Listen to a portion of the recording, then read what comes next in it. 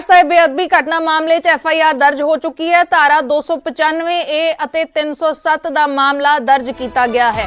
अजे तक मुलजम की शनाख्त नहीं हुई। शनाख्त तो बाद ही उसका पोस्टमार्टम किया जाएगा। दरबार साहिब पुलिस की तैनाती भी वधाई गई है।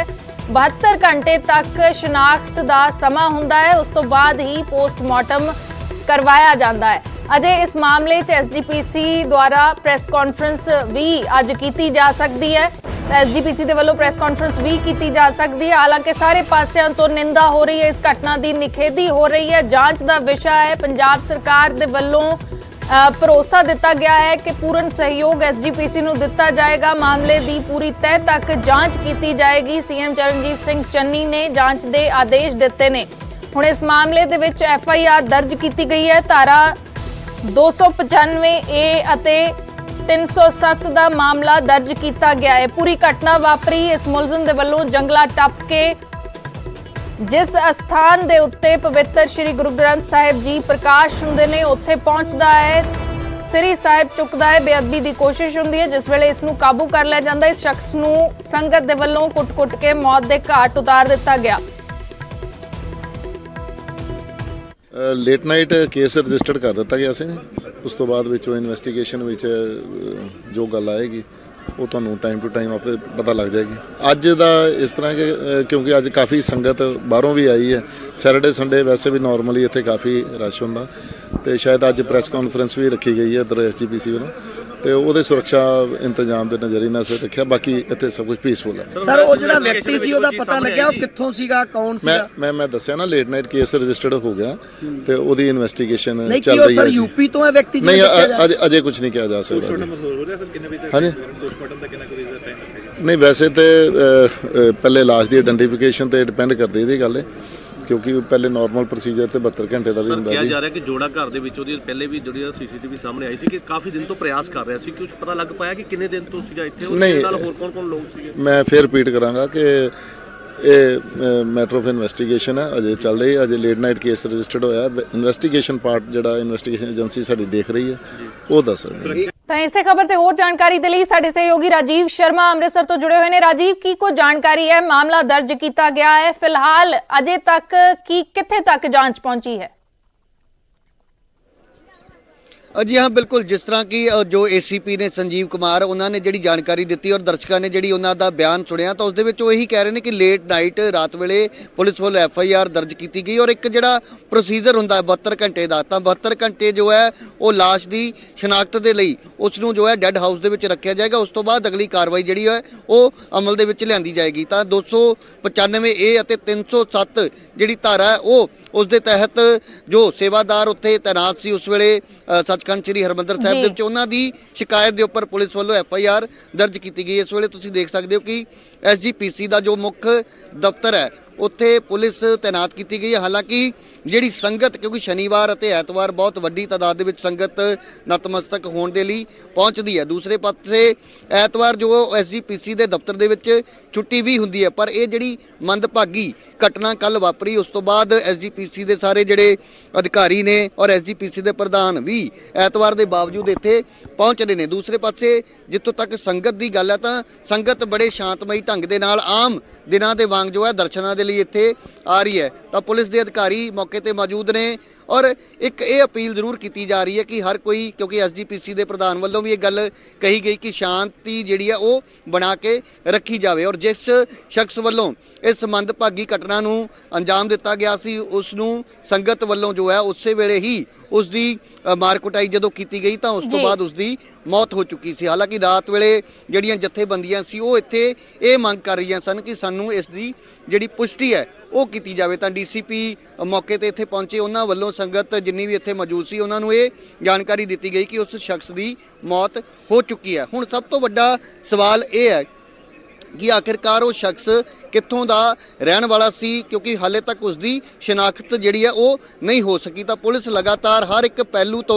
जांच करन दे विच जुटी हुई है। तो उसकी जिथे शनाख्त की गल है उस तो इलावा ये भी सवाल खड़ा हो रहा कि आखिरकार वो ਕਦੋਂ ਹਰਮੰਦਰ ਸਾਹਿਬ ਦੇ ਆਸ-ਪਾਸ ਦੇ ਜਿਹੜੇ ਇਲਾਕੇ ਦੇ ਵਿੱਚ ਪਹੁੰਚਿਆ ਸੀ, ਤਾਂ ਜਿਹੜੀ ਸੀਸੀਟੀਵੀ ਕੈਮਰਿਆਂ ਦੀ ਫੁਟੇਜ ਹੈ ਉਸ ਨੂੰ ਕਬਜ਼ੇ ਦੇ ਵਿੱਚ ਲੈ ਕੇ ਹਰ ਇੱਕ ਪਹਿਲੂ ਤੋਂ ਪੁਲਿਸ ਵੱਲੋਂ ਜਾਂਚ ਕੀਤੀ ਜਾ ਰਹੀ ਹੈ। ਤਾਂ ਅੱਜ ਉਮੀਦ ਜ਼ਰੂਰ ਕੀਤੀ ਜਾ ਰਹੀ ਹੈ ਕਿ ਇਸ ਜਾਂਚ ਦੇ ਵਿੱਚ ਜੇਕਰ ਕੋਈ ਨਵੀਂ ਗੱਲ ਜਾਂ ਕੋਈ ਨਵਾਂ ਖੁਲਾਸਾ ਜੇਕਰ ਹੁੰਦਾ ਤਾਂ ਉਸ ਬਾਰੇ ਪੁਲਿਸ ਵੱਲੋਂ ਬਕਾਇਦਾ ਪ੍ਰੈਸ ਕਾਨਫਰੰਸ ਵੀ ਕੀਤੀ ਜਾ ਸਕਦੀ। ਦੂਸਰੇ ਪਾਸੇ ਇਹ ਵੀ ਜਾਣਕਾਰੀ ਮਿਲੀ ਹੈ ਕਿ ਡਿਪਟੀ ਸੀਐਮ ਸੁਖਜਿੰਦਰ ਰੰਧਾਵਾ ਵੀ ਅੰਮ੍ਰਿਤਸਰ ਪਹੁੰਚ ਰਹੇ ਨੇ। ਕੁਝ ਦੇਰ ਬਾਅਦ ਉਹਨਾਂ ਵੱਲੋਂ ਵੀ ਪ੍ਰੈਸ ਕਾਨਫਰੰਸ ਕੀਤੀ ਜਾਏਗੀ। ਤਾਂ ਜਿੱਥੋਂ ਤੱਕ ਐਸਜੀਪੀਸੀ ਦਾ ਸਵਾਲ ਹੈ ਜਾਂ ਫਿਰ ਅਕਾਲ ਤਖਤ ਸਾਹਿਬ ਦੇ ਜਥੇਦਾਰ ਗਿਆਨੀ ਹਰਪ੍ਰੀਤ ਸਿੰਘ, ਤਾਂ ਲਗਾਤਾਰ ਜਿਹੜੇ ਖਦਸ਼ੇ ਜ਼ਾਹਰ ਕੀਤੇ ਜਾ ਰਹੇ ਨੇ ਉਸ ਨੂੰ ਲੈ ਕੇ ਪੰਜਾਬ ਅਤੇ ਕੇਂਦਰ ਸਰਕਾਰ ਤੋਂ ਮੰਗ ਕੀਤੀ ਜਾ ਰਹੀ ਹੈ ਕਿ ਇਸ ਪੂਰੇ ਮਾਮਲੇ ਦੀ ਜਿਹੜੀ ਗੰਭੀਰਤਾ ਦੇ ਨਾਲ ਜਾਂਚ ਕੀਤੀ ਜਾਵੇ ਔਰ ਹਰ ਇੱਕ ਤੱਥ ਹਰ ਇੱਕ ਪਹਿਲੂ ਜਿਹੜਾ ਉਹ ਜਨਤਾ ਦੇ ਸਾਹਮਣੇ ਆਉਣਾ ਚਾਹੀਦਾ। ਕਿਉਂਕਿ ਦੁਨੀਆ ਭਰ ਦੇ ਵਿੱਚ ਜਿਸ ਤਰ੍ਹਾਂ ਮੈਂ ਪਹਿਲਾਂ ਵੀ ਜ਼ਿਕਰ ਕਰ ਰਿਹਾ ਸੀ ਕਿ ਸਿਰਫ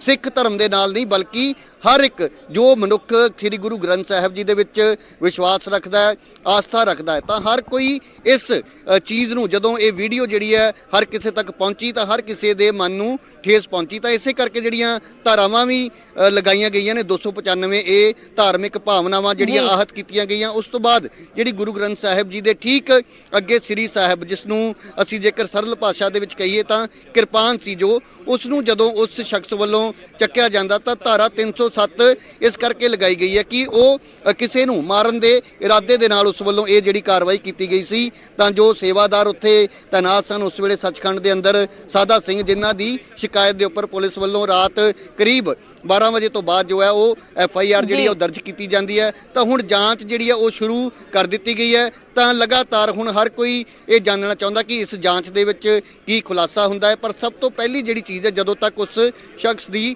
ਸ਼ਨਾਖਤ ਨਹੀਂ ਹੁੰਦੀ ਉਦੋਂ ਤੱਕ ਪੁਲਿਸ ਜੋ ਹੈ ਅਗਲੇ ਜਿਹੜਾ ਪਹਿਲੂ ਹੋਰ ਜਿਹੜੇ ਨੇ ਅਗਲੀ ਜਿਹੜੀ ਜਾਂਚ ਦੀ ਕੜੀ ਹੈ ਉਦੋਂ ਤੱਕ ਉੱਥੇ ਨਹੀਂ ਪਹੁੰਚ ਸਕਦੀ। ਤਾਂ ਅੱਜ ਪੂਰੀ ਜਿਹੜੀ ਅਸੀਂ ਕਹਿ ਸਕਦੇ ਕਿ ਅੰਮ੍ਰਿਤਸਰ ਭਾਵੇਂ ਪੁਲਿਸ ਕਮਿਸ਼ਨਰ ਹੋਣ ਜਾਂ ਜਿੰਨੇ ਵੀ ਅਧਿਕਾਰੀ ਨੇ ਤਾਂ ਸਾਰੇ ਆਪਣੇ ਆਪਣੇ ਜੋ ਇੱਕ ਜੋ ਕੜੀ ਹੈ ਉਸ ਨੂੰ ਫਰੋਲਣ ਦੇ ਵਿੱਚ ਲੱਗੇ ਹੋਏ ਨੇ। ਤਾਂ ਅੱਜ ਇਸ ਦੇ ਵਿੱਚ ਕੋਈ ਖੁਲਾਸਾ ਹੋ ਸਕਦਾ। ਇਸ ਦੇ ਨਾਲ ਹੀ ਮੈਂ ਦੱਸਣਾ ਚਾਹੁੰਦਾ ਕਿ SGPC ਵੱਲੋਂ ਇੱਕ ਪਛਤਾਤਾਪ ਵਜੋਂ ਜੋ ਹੈ ਅਖੰਡ ਪਾਠ ਸਾਹਿਬ ਉਹ ਵੀ ਆਰੰਭ ਕਰਵਾਏ ਜਾਣੇ ਨੇ। ਮੰਜੀ ਸਾਹਿਬ ਦੀਵਾਨ ਹਾਲ ਦੇ ਵਿੱਚ ਅਖੰਡ ਪਾਠ ਸਾਹਿਬ ਆਰੰਭ ਹੋਣਗੇ। ਤਾਂ ਉਸ ਨੂੰ ਲੈ ਕੇ ਤੁਸੀਂ ਦੇਖੋ ਕਿ ਜਿਹੜੀ ਵੱਡੀ ਤਾਦਾਦ ਦੇ ਵਿੱਚ ਜਿਹੜੀ, ਕਿਉਂਕਿ ਐਤਵਾਰ ਦੇ ਦਿਨ ਸੰਗਤ ਆਮ ਦਿਨਾਂ ਦੇ ਵਿੱਚ ਵੀ ਜੋ ਹੈ ਇਸੇ ਤਰੀਕੇ ਦੇ ਨਾਲ ਇੱਥੇ ਪਹੁੰਚਦੀ ਹੈ। SGPC ਦੇ ਮੈਂਬਰ ਭਾਈ ਮਨਜੀਤ ਸਿੰਘ ਇੱਥੇ ਪਹੁੰਚੇ ਨੇ, ਉਹਨਾਂ ਤੋਂ ਅਸੀਂ ਜਾਣਨ ਦੀ ਕੋਸ਼ਿਸ਼ ਕਰਦੇ ਹਾਂ ਕਿ ਆਖਿਰਕਾਰ SGPC ਦਾ ਕੀ ਪੂਰਾ ਰੁਖ ਰਹਿਣ ਵਾਲਾ।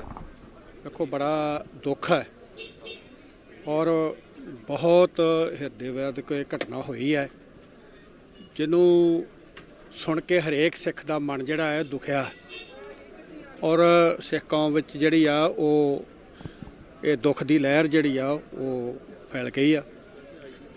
ਔਰ ਮੈਂ ਸਮਝਦਾ ਹਾਂ ਕਿ ਉਹ ਜਿਹੜਾ ਜੰਗਲਾ ਟੱਪ ਕੇ ਅਗਲੇ ਦਾ ਗਿਆ ਹੈ, ਇਹ ਕਿਸੇ ਬਹੁਤ ਵੱਡੀ ਸਾਜ਼ਿਸ਼ ਦੇ ਪਿੱਛੇ ਪੰਜਾਬ ਦਾ ਮਾਹੌਲ ਖਰਾਬ ਕਰਨਾ ਚਾਹੁੰਦੇ ਲੋਕ।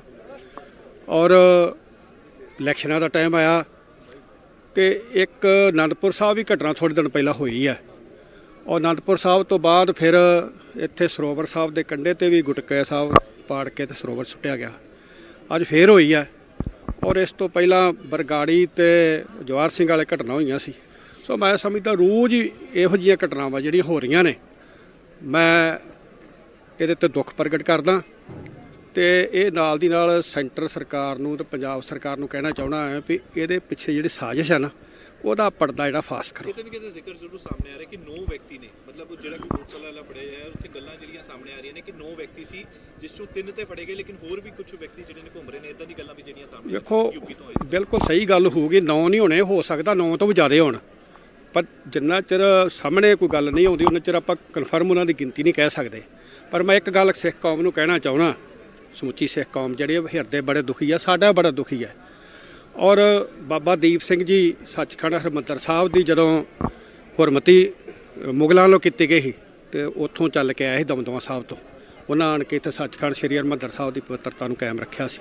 ਬਾਬਾ ਸੁੱਖਾ ਸਿੰਘ ਤੇ ਮਤਾਬ ਸਿੰਘ ਉਹਨਾਂ ਨੇ ਉੱਥੋਂ ਬੀਕਾਨੇਰ ਬੁੱਢੇ ਜੌੜ ਤੋਂ ਚੱਲ ਕੇ ਆਏ, ਉਹਨਾਂ ਨੇ ਕਾਇਮ ਰੱਖਿਆ। ਤੁਹਾਨੂੰ ਰੋਕ ਰਿਹਾ, ਸਭ ਤੋਂ ਜ਼ਰੂਰੀ ਚੀਜ਼ ਇਸ ਵੇਲੇ ਹੈ ਕਿ ਪੰਜਾਬ ਦਾ ਮਾਹੌਲ ਜਿਹੜਾ ਜਿਹਨੂੰ ਤੁਸੀਂ ਕਹਿ ਰਹੇ ਹੋ ਕਿ ਖਰਾਬ ਕਰਨ ਦੀ ਕੋਸ਼ਿਸ਼ ਕੀਤੀ ਜਾ ਰਹੀ, ਪਰ ਸ਼ਾਂਤੀ ਬਣਾਉਣੀ ਜਿਹੜੀ ਬਹੁਤ ਜ਼ਰੂਰੀ ਹੈ। ਭਾਵਨਾਵਾਂ ਨੂੰ ਜ਼ਰੂਰ ਠੇਸ ਪਹੁੰਚੀ, ਤਾਂ ਸੰਗਤ ਨੂੰ ਤੁਸੀਂ ਕੀ ਕਹਿਣਾ ਚਾਹੋਗੇ ਐਸੇ ਇੱਕ ਨਾਜ਼ੁਕ ਮੋੜ ਤੇ? ਵੇਖੋ, ਸ਼ਾਂਤੀ ਨੂੰ ਕਾਇਮ ਰੱਖਣਾ ਸਰਕਾਰ ਦਾ ਫਰਜ਼ ਬਣਦਾ ਔਰ ਸਾਡਾ ਵੀ ਬਣਦਾ, ਸਾਰਿਆਂ ਦਾ ਜਿੰਨਾ ਹੀ ਸਮਾਜ 'ਚ ਰਹਿੰਦੇ ਲੋਕ ਬਣਦਾ ਹੈ।